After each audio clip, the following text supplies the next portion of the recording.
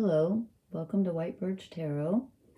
This reading is for, let's say, Monday the 17th of April through, I think, almost up to the the new moon. We're having a solar eclipse at the new moon on the 19th and 20th, depending on where you live. So I think this reading is dealing with that, even though it's not quite there. We're not quite there yet. But this reading, I laid out the cards last night. I was going to do the reading, and then a friend called and needed something, and I didn't get to it, but I left the cards because they looked really important, but I didn't study them because I get all messed up. But we are having a new moon at the last degree of Aries, 29 degrees, and there's I think a partial solar eclipse or something, and it's pretty massive. 29 degrees of any sign is really intense. So lots of fire energy, which it looks like we got here. So anyway, I think this reading has something to do with preparing for the new moon, then the eclipse. But I'm going to start out with just a very short section of a poem by the Sufi poet Rumi, R-U-M-I, brilliant poet. And he wrote, "The breeze at dawn has secrets to tell you. Don't go back to sleep. You must ask for what you really want.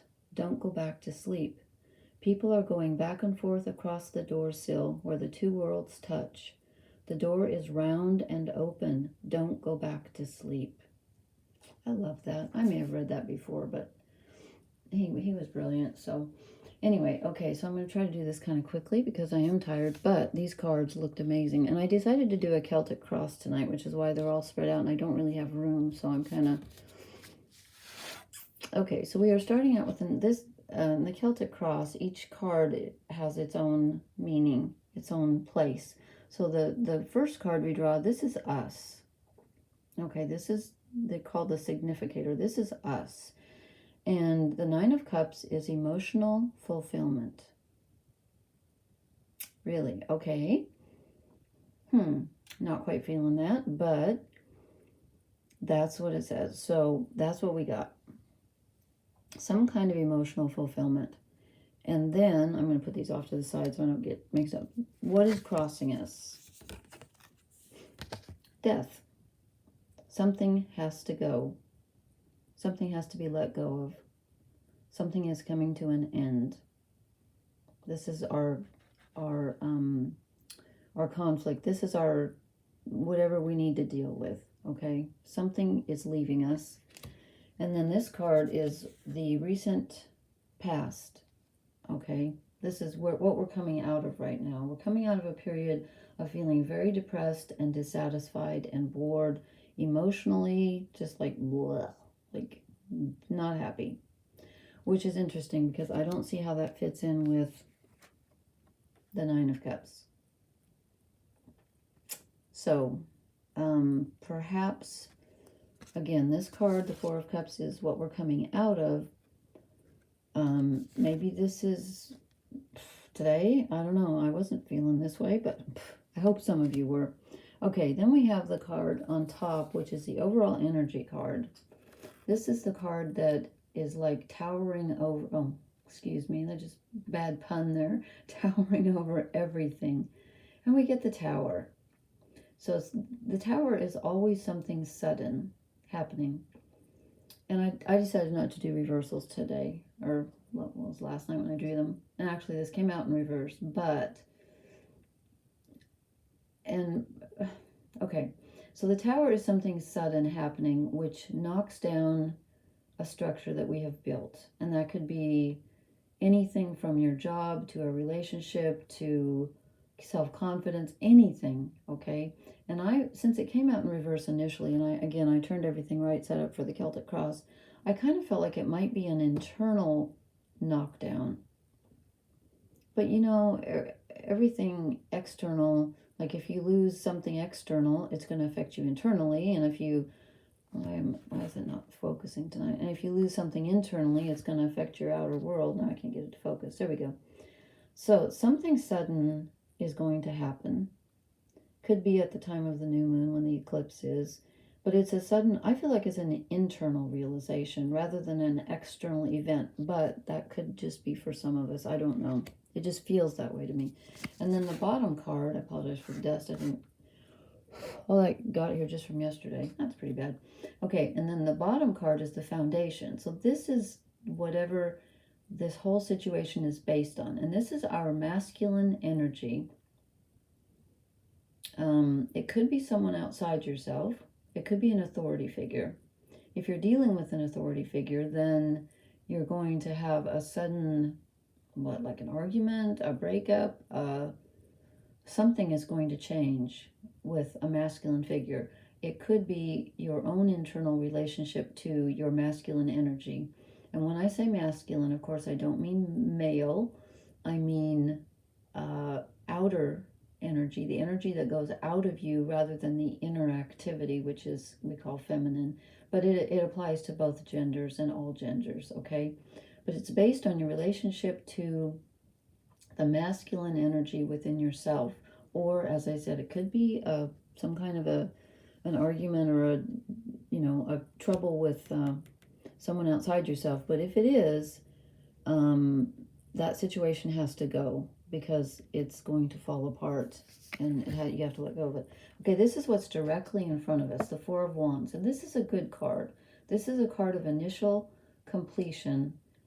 You know, he's just accomplished something. Fours are always stable, even though the Four of Cups is kind of blah. But the Four of Wands is like, okay, I accomplished something. It's stable. It's like a table with four legs. So something has been accomplished, whether you know it or not, or will be very shortly. And then this other card, this card represents us as well. There are two cards in the Celtic Cross that represent us. And this is the second one. And it's the Star, which is Aquarius, which I think is interesting because the Tower is Uranus, which rules Aquarius. So we've got a lot of Aquarian energy. And of course, Pluto just moved into Aquarius, a couple of weeks ago? And it's a pretty big deal because it doesn't change signs that often. It went into Capricorn in 2008, so it gives you an idea. So this is us, okay? And this is a good luck card. This means that we may have a lot of woes in our little hope chest here, but that's the little fairy of hope. Something is there to guide us, even though we may feel a little lost right now. Something's there to guide us. And then this card represents our environment, the people around us, the situation around us, others around us. And this is the card of communication and movement. So things around us may be happening very quickly, and there may be some communication coming in, but there's a lot of back and forth between, you might have a lot of people calling you all of a sudden, or a lot of things to do, just a ton of communication, back and forth right now, messages coming in, okay?